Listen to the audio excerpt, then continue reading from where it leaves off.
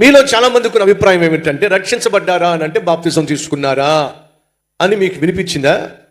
నేను అడిగింది బాప్తిజం తీసుకున్నారా అని చెప్పి అడగల, రక్షించబడ్డారా అని అడిగా. బాప్తిజం తీసుకోవడం వేరు, రక్షించబడ్డం వేరు. రక్షించబడము అంటే నువ్వు చేసిన పాపముల నిమిత్తం పశ్చాత్తాపపడి, ప్రభువా నేను చేసిన పాపములను క్షమించు, నా పాత రోత జీవితాన్ని మన్నించు, నాకు ఒక నూతన జీవితం ప్రసాదించు, నేను చేసిన పాపముల వల్ల నువ్వు శిలువలో మరణించవలసి వచ్చింది, ఆ శిలువలో నువ్వు చేసిన త్యాగం వల్ల, సలిపిన బలియాగం వల్ల, కార్చిన రక్తం వల్ల నేను చేసిన పాపములు క్షమించబడతాయని విశ్వసిస్తున్నా.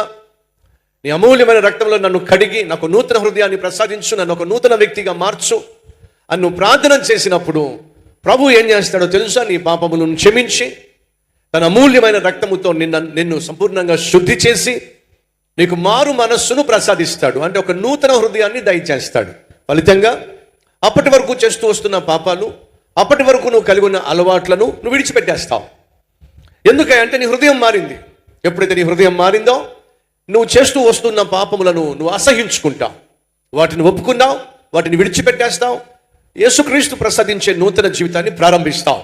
కాబట్టి బైబిల్ సెలవిస్తుంది, ఎవరైనాను యేసుక్రీస్తు నందు ఉన్న ఎడల వాడు నూతన సృష్టి. ఏమిటట? నూతన సృష్టి. పాతవి గతించను, ఇదిగో సమస్తము కొత్తవాయను. అనగా నీ జీవితంలో మార్పును నువ్వు చూస్తావు. గతంలో ఏ పాపాన్ని అయితే నువ్వు బహుగా ప్రేమించావో ఆ పాపాన్ని నువ్వు అసహించుకుంటావు, దాన్ని విడిచిపెట్టేస్తావు, దాని జోలికి వెళ్లకుండా పరిశుద్ధంగా జీవించే ప్రయత్నం చేస్తావు. ఇది రక్షింపబడిన వారిలో కనిపించేటటువంటి సంకేతం. నా పాత జీవితాన్ని విడిచిపెట్టాను, యేసయ్య నాకు నూతన జీవితాన్ని ఇచ్చాడు, ఇప్పుడు నేను నూతన వ్యక్తిగా జీవిస్తున్నా అని చెప్పడం రక్షణ. పాత సతీష్ కుమార్ చచ్చిపోయాడు కాబట్టి అతన్ని సమాధి చేయాలి, దాన్ని బాప్తిజం అంటారు. బాప్తిజం అనగా నువ్వు నీళ్ళల్లోకి వెళుతూ లోకానికి సాక్ష్యం ఇస్తున్నావు.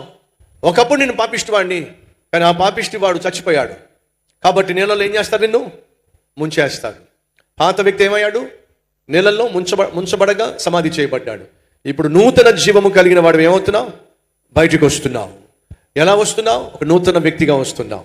లోకానికి మార్గదర్శిగా, ఆదర్శమైనటువంటి వ్యక్తిగా జీవించడానికి నువ్వు నీళ్ళల్లోంచి బయటకు వస్తున్నావు. ప్రశ్న, నువ్వు రక్షించబడ్డానికి బాప్తిసం తీసుకుంటున్నావా, లేక రక్షించబడ్డావు కాబట్టి బాప్తిసం తీసుకుంటున్నావా? కరెక్ట్గా చెప్పాలి మీరు. దేనికోసం బాప్తిసం తీసుకుంటున్నారు? ఎవరికి బాప్తిసం ఇస్తారు? రక్షింపబడిన వ్యక్తికి బాప్తిసం ఇస్తారా, రక్షింపబడని వ్యక్తికి బాప్తిసం ఇస్తారా? మీరు చెప్పాలి. రక్షింపబడిన వ్యక్తికి బాప్తిసం ఇస్తారు. నేను